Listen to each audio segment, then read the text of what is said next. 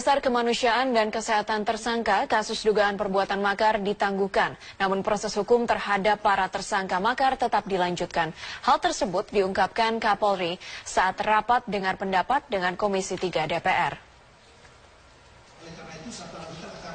Selasa siang, Komisi 3 DPR menggelar rapat dengar pendapat dengan Kapolri Jenderal Tito Karnavian.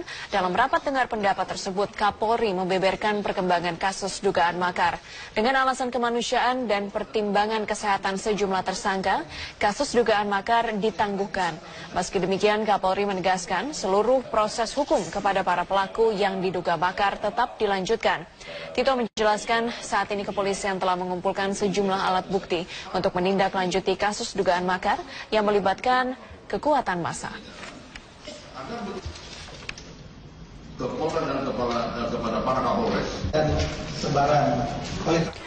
Pusat Studi Strategi Islam di Amman, Yordania kembali merilis daftar 500 tokoh muslim paling berpengaruh di dunia edisi 2017. Dilansir The Muslim 500, Presiden Joko Widodo tetap bertahan di posisi 20 besar, yaitu peringkat 13 dunia. Pusat Studi Strategi Islam di Amman, Jordania kembali merilis daftar 500 tokoh muslim paling berpengaruh di dunia edisi 2017. Dilansir The Muslim 500, Presiden Joko Widodo tetap bertahan di posisi 20 besar, yaitu peringkat 13 dunia.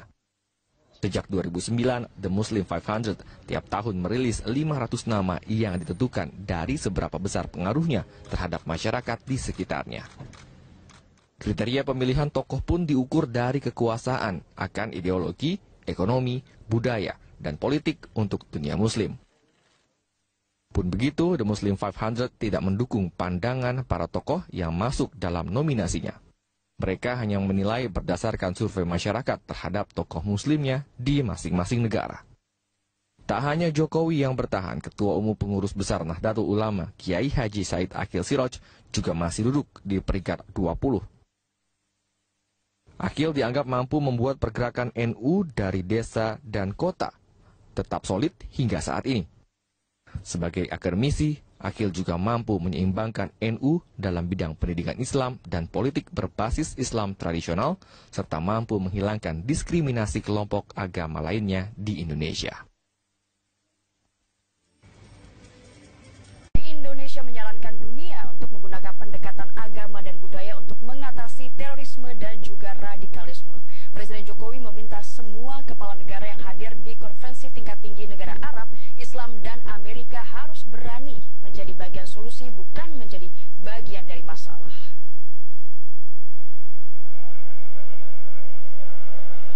Dalam konferensi tingkat tinggi Arab Islam Amerika di Riyadh, Arab Saudi, Presiden Jokowi menjelaskan bahwa senjata dan kekuatan militer saja tidak akan mampu mengatasi terorisme. Presiden Jokowi meminta para kepala negara untuk mempertimbangkan soft power seperti pendekatan agama dan budaya untuk melawan terorisme. Jokowi meminta agar ukhuwah Islamiyah ditingkatkan dan tidak menghabiskan energi untuk saling bermusuhan. Pesan-pesan damailah yang harus diperbanyak, bukan pesan-pesan kekerasan. The unity of Muslim is the key to success of combating terrorism. Do not run our energy out for enmity. Second, the cooperation on combating terrorism and radicalism should be improved, including intelligent information sharing, exchange in addressing the foreign terrorist factors, capacity building, and all funding sources must be stopped. Third, the effort to solve the root of problems should be improved. Inequality and injustice must be halted. Inclusive economic empowerment should be strengthened. Konferensi tingkat tinggi Arab Islam Amerika memiliki makna penting bagi Indonesia. Menurut Presiden Jokowi, pertemuan ini penting untuk mengirimkan pesan kemitraan dunia Islam dengan Amerika Serikat dan menghilangkan persepsi bahwa Amerika Serikat melihat Islam sebagai musuh, sehingga bisa bersama-sama mampu memberantas radikalisme dan terorisme yang terjadi di seluruh belahan dunia. Tim Liputan Metro TV. Kembali menegaskan komitmennya untuk menegakkan konstitusi dan negara kesatuan Republik Indonesia yang berdasarkan Pancasila. Karena itu Presiden menyatakan tidak akan segan-segan menindak ormas yang merongrong negara kesatuan Republik Indonesia, Pancasila dan Undang-Undang Dasar 45. Presiden menegaskan hal itu dalam pengarahannya kepada para prajurit TNI pada puncak latihan gabungan TNI di Tanjung Datuk, Kabupaten Natuna, Kepulauan Riau. Menurut Presiden, negara kesatuan Republik Indonesia yang berdasarkan Pancasila sudah final. Karena itu tidak perlu dibicarakan lagi. Jika ada ormas yang mempertanyakan hal itu, pemerintah tidak segan-segan untuk menindaknya. Presiden juga mengajak semua pihak untuk memerangi berita-berita bohong dan negatif yang beredar, terutama di media sosial. Presiden tidak ingin energi bangsa ini habis hanya untuk saling fitnah, saling mencemooh, ataupun saling menfitnah. Dan padahal masih banyak hal penting yang perlu dikerjakan bersama untuk kemajuan bangsa ini. Sekali lagi, negara Pancasila ini sudah final, tidak boleh dibicarakan lagi.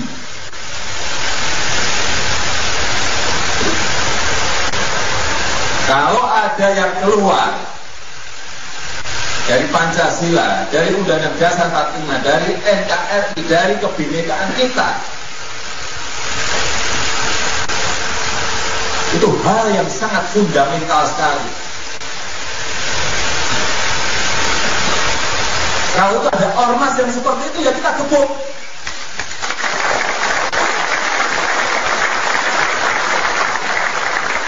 Orang bicara masalah PKI bangkit, komunis bangkit, itu apalagi sudah dinyatakan sebagai organisasi terlarang, ada tagnya jelas sekali.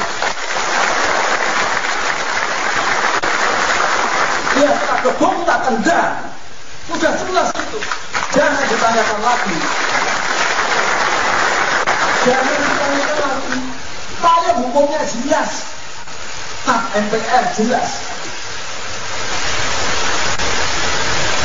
Kalau kita masih goyang-goyang, miring-miring, hati-hati. Asing yang senang, orang luar yang senang. Usai Ibu Kota Jakarta dan sekitarnya mengikuti Jalan Damai Kebangsaan Lintas Agama dalam rangka memperingati Hari Kebangkitan Nasional ke-109. Ya, kegiatan ini bertujuan untuk kembali mengingatkan masyarakat akan pentingnya menjaga kebinekaan. Berikut liputan Putri Lukman dan juru kamera Ari Jayusman Ridwan Bima. Masyarakat Indonesia memaknai Hari Kebangkitan Nasional ke-109. Masyarakat Indonesia yang berasal dari Jabodetabek sebagian berkumpul di Tugu Proklamasi pada hari ini sejak pukul 6 waktu Indonesia Barat. Mereka berjalan kaki mulai dari Tugu Proklamasi menuju ke Megaria, RSCM, Salemba, Matraman Dalam, dan kembali ke Tugu Proklamasi.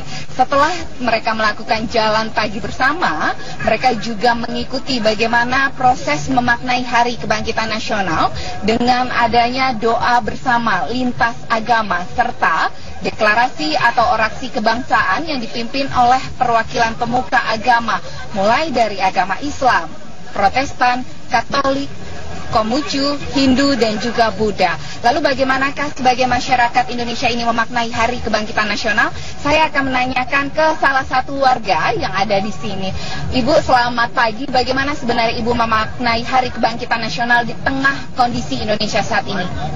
Saya sangat antusias, sangat senang, karena ini mewakili saya sebagai etnis Tionghoa, mengingat kemerdekaan itu bukan dicapai oleh satu etnis, bukan satu suku, tapi bermacam-macam. Dulu kita punya bapak-bapak yang memerdekakan bangsa ini. Begitu banyak, ada Islam, ada Katolik, ada etnis Tionghoa. Kini saatnya kita harus bangkit dan harus seperti mereka bangkit punya semangat itu. Jangan hanya silent, jangan hanya diam, tapi kita perlihatkan bahwa kita ini adalah Pancasila, Bhinneka Tunggal Ika. Kami adalah anak bangsa, NKRI harga mati. Seperti yang tadi disuarakan oleh seluruh masyarakat yang ada di Tugu Proklamasi bahwa Hari Kebangkitan Nasional menjadi momen bagi masyarakat untuk kembali menjaga persatuan dan kesatuan Indonesia. Dari Jakarta, Putri Lukman, Ari Jayusman, Ridwan 5, Metro TV. Nadatul Ulama dan PP Muhammadiyah mengadakan halaqah kebangsaan di kantor PBNU Jakarta. Topik pembahasan yaitu menjaga persatuan negara Republik Indonesia. Sesi pertama pada dua organisasi Islam terbesar di Indonesia, PBNU dan PP Muhammadiyah, mengadakan halaqah kebangsaan atau kajian kebangsaan. Tujuannya untuk membahas keutuhan NKRI dan memperkuat Pancasila serta mempertebal toleransi dalam hidup di masyarakat, sehingga gerakan radikal ataupun ormas anti-Pancasila tidak berkembang. Kajian kebangsaan ini merupakan arahan Presiden Joko Widodo untuk menjaga stabilitas politik di Indonesia. Hadir Sekjen PBNU Helmi Fausal Zaini, Sekretaris Umum PP Muhammadiyah Abdul Mukti, dan Ketua Umum PBNU Said Akil Siroj. Pembahasan dalam diskusi ini menekankan agar hubungan negara dan agama harus berjalan secara harmonis. Ini kan ketuhanan yang Maha Esa. Itu sudah sangat letterworks Qur'ani itu. Sila pertama. Ya.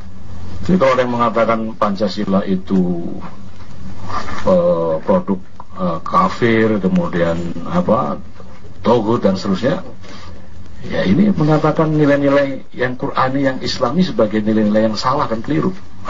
Para pejuang-pejuang Islam. Adapun dua langkah yang bisa dilakukan untuk mengantisipasi munculnya kembali gerakan radikal ataupun anti-Pancasila. Plural dari sisi top leadership adalah bagaimana kita mampu membuktikan bahwa dengan Pancasila ini Indonesia maju, dengan Pancasila ini rakyat menjadi sejahtera, dan dengan demokrasi kita bisa memilih pemimpin yang terbaik bagi bangsa. Tapi tantangan yang kedua yang bersifat grassroots atau bersifat kultural adalah bagaimana meyakinkan bangsa Indonesia ini bahwa NKRI ini adalah sebuah pilihan yang tepat untuk Indonesia yang majemuk. Rencananya sebelum bulan suci Ramadan, kajian kedua akan diadakan oleh PBNU dan PP Muhammadiyah. Dari Jakarta, Wilson Purba, M. Zuhal, Metro TV.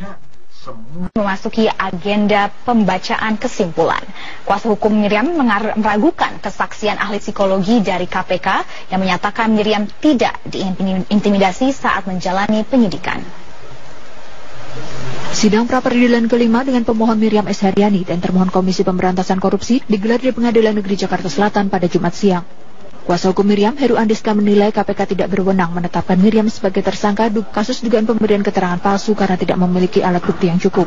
Menurutnya, KPK baru mencari bukti usai menetapkan Miriam sebagai tersangka.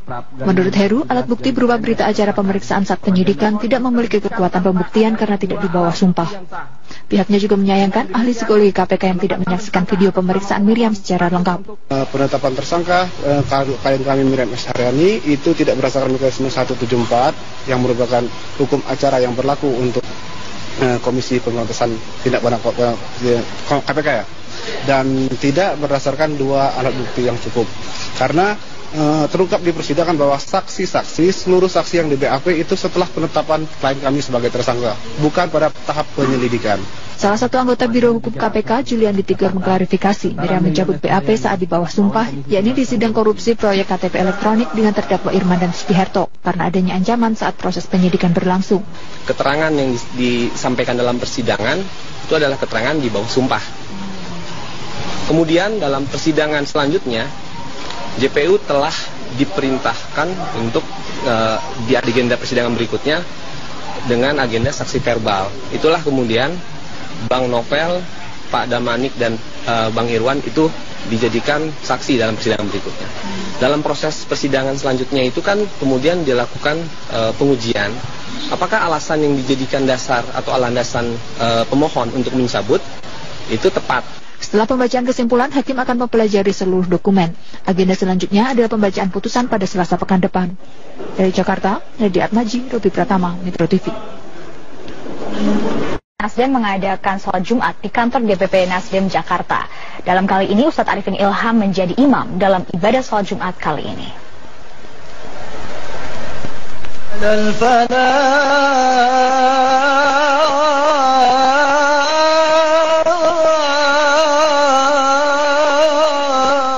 Ketua Umum Partai Nasdem Surya Paloh beserta jajaran fungsionaris DPP dan DPW Partai Nasdem DKI Jakarta menunaikan ibadah salat Jumat di kantor DPP Partai Nasdem Jakarta. Masyarakat sekitar juga turut menunaikan ibadah salat Jumat di kantor DPP Partai Nasdem ini. Hadir pula Arifin Ilham sebagai khotib salat Jumat yang menyampaikan sejumlah pesan bagi segenap jamaah dan mengajak doa bersama. Doa berjamaah sangat mustajab. Satu saja dari yang hadir ribuan diijabah oleh Allah, semuanya diijabah oleh Allah. Hadirkan hati, para malaikat mengaminkan doa-doa kita. Alhamdulillahirabbil alamin. Hamdan naimin, hamdan syakirin, hamdan yuafi ni'amahu wa yukafi'u mazidah. Dalam khutbahnya, Arifin Ilham mengingatkan kepada seluruh jamaah salat Jumat untuk bertobat memohon ampunan kepada Allah Subhanahu wa taala. Kami telah menghinakan diri kami dengan banyak berbuat zalim. Kalau engkau tidak ampuni kami, kalau kami bertaubat, pastilah kami akan celaka. Ya Allah, di hari yang mulia Sayyidul Ayyam ini kami mohon, rahmati kami semua dengan ampunan-Mu. Arifin Ilham juga mengajak seluruh umat muslim mendekatkan diri kepada Allah Subhanahu wa taala, terutama menjelang bulan suci Ramadan 1438 Hijriah. Dari Jakarta, Eva Wondo, Arif Firmansyah, Metro TV.